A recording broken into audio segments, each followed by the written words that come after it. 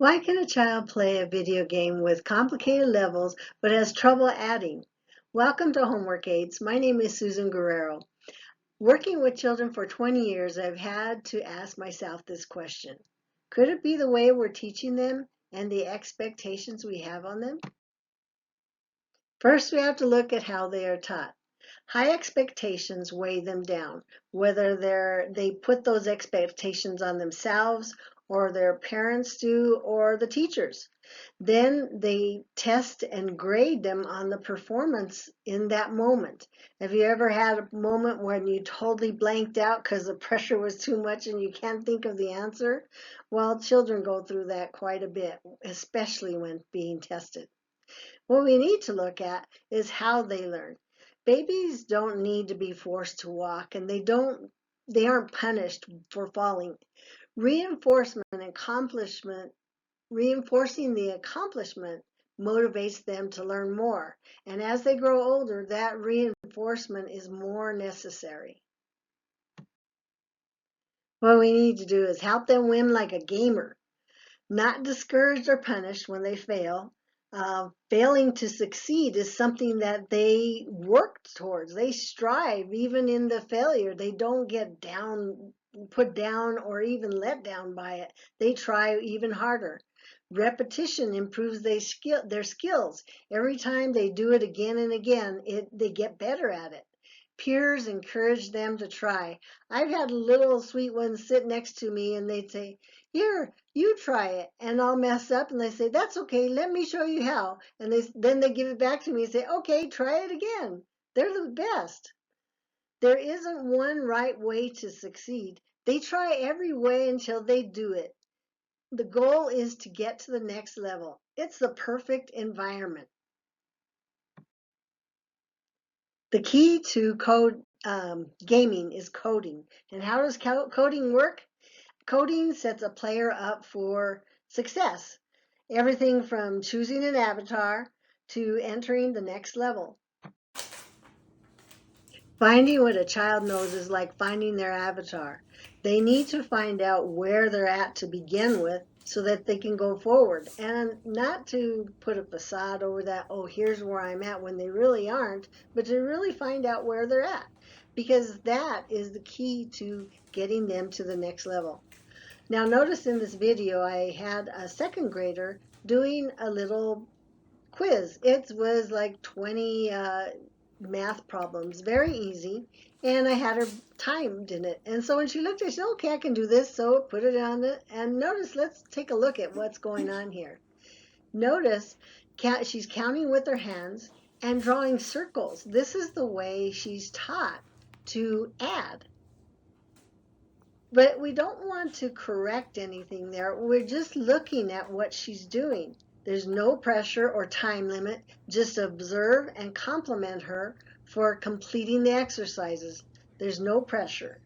Failing to succeed is giving them the opportunity to show their best at where they're at.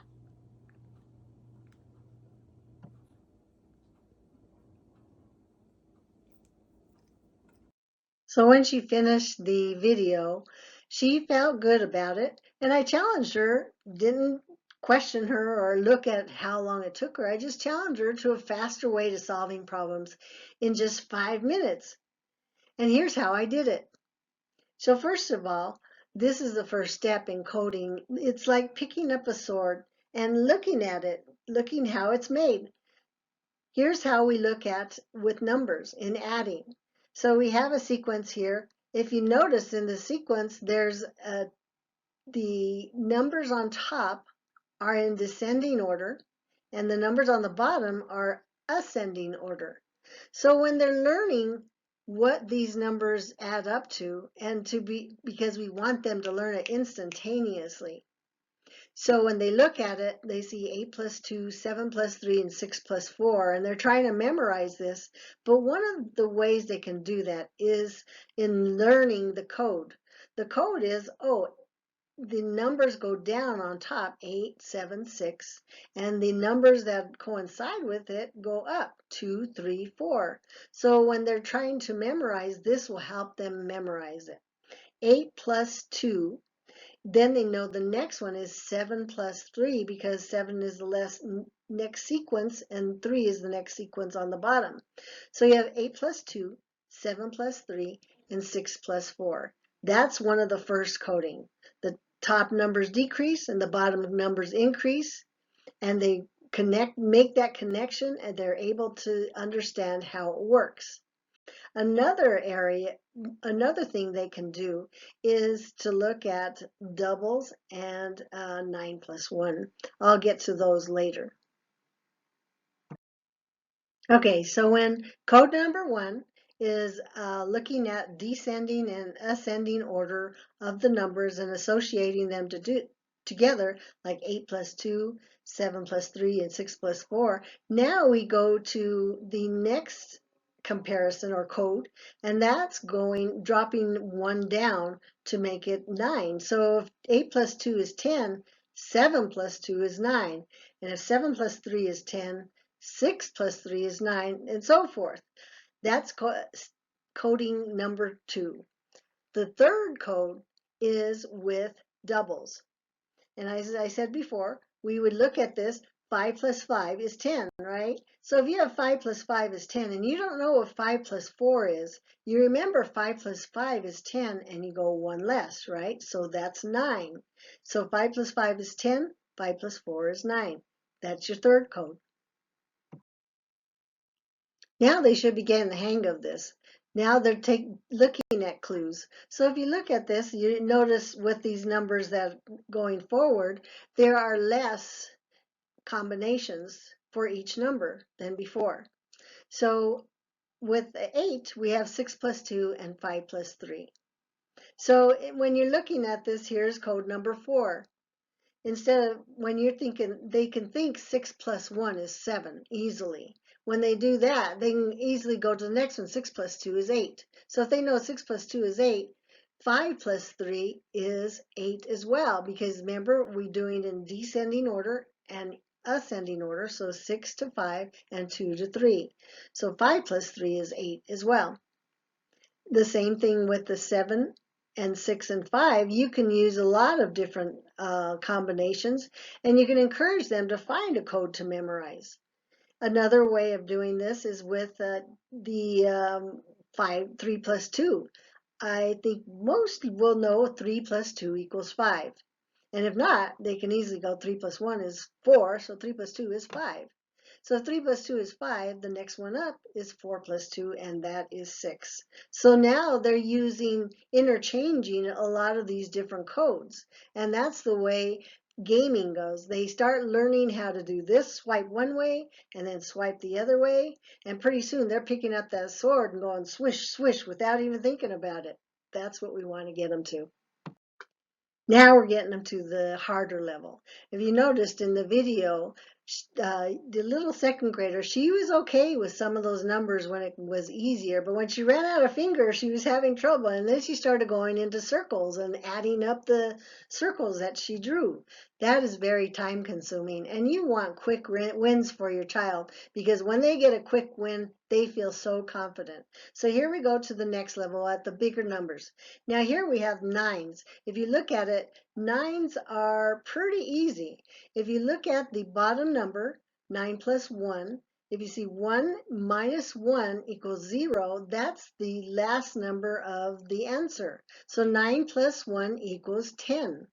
9 plus 2 equals 11 because 2 minus 1 equals 1, so you're putting in 11. You just show them a couple of times on this. It doesn't take long at all. They'll catch it. So 9 plus 3 equals 12. So 9 plus 5 equals 14, right? 9 plus 6 equals 15. They'll get it. So ask them these things as you go through. You'll start seeing them calculated in their minds without even thinking about it. Now remember this, repeat the process. 8 plus 2, 7 plus 3, and 6 plus 4, they have that down by now. It equals 10. Well, now they're at 11. Instead of going 1 down to get a 9, they're going 1 up to get 11. So 8 plus 3 is 11. 7 plus 4 is 11. So where you had 8 plus 2, 8 plus 3 is 1 more. and so on. Now here is where it gets a little complicated as well. You have 6 plus 5, their mind freezes because it's like, okay, I don't know how to do 6 plus 5. Well, automatically you go 5 plus 5 is what? 10. They'll tell you immediately. So if 5 plus 5 is 10, what's 6 plus 5? Oh, 11. Boom. They got it down just like that, one right after the other. That's what you want. It takes longer for me to explain this to you than for your child to actually get the idea of it. You show them the numbers and just point out certain things to them, boom, they'll remember it from there on out, and then you will see how quickly they advance. Now they've got skills. So here we have your larger numbers, 12, 13, 14, and 15. So 12 is 8 plus 4, which is the same as 9. Maybe the 9 plus 3 will remind them. 9 plus 3 is 12. So 8 plus 4 is the next number in the sequence. Remember, 9, 8, and 3, 4. So 8 plus 4 is 12, and 7 plus 5 is 12. Sometimes that's too much for them, but another way of doing it is they know what 10 is, and if they know 8 plus 2 is 10, then 8 plus 2 is 10, and then they have 2 more with 4.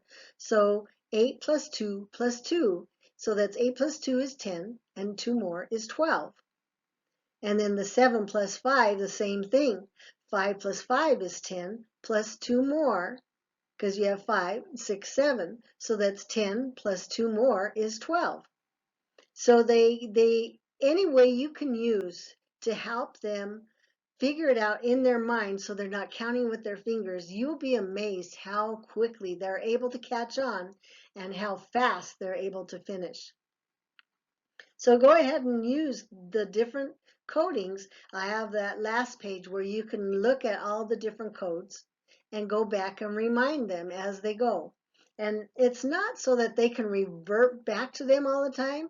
They're just tools to get them where they want to go. So with a gamer, they don't sit there and look at the sword and figure out how to use it. They go forward and use it. And that's what we want them to do, not look at the codes, but use the codes to make them go forward. Got it? Great. Now watch their confidence skyrocket. This second grader went from completing the problems in 6 minutes to 2.5 minutes after coding for 5 minutes. You want to encourage them every step of the way. When a child understands, which doesn't take them long, they will become more confident. Always encourage them. Gamers don't discourage, it's just as enjoyable for them to watch a person go to the next level as it is for the person to do it. Keep them on going every step of the way.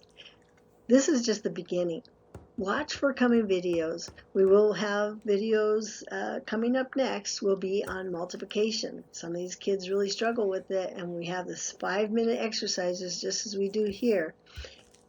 Remember, what we're looking at takes longer to explain than your child does to learn it. And as they learn it in 5 minutes, every time you repeat the process to them, they'll get better on it. Go to our Facebook page at 5-Minute Homework Aids or at mountainlakesministry.com. Keep watching for us. We'll be back on, and I'll show you more tips to go help your child. Thanks for watching.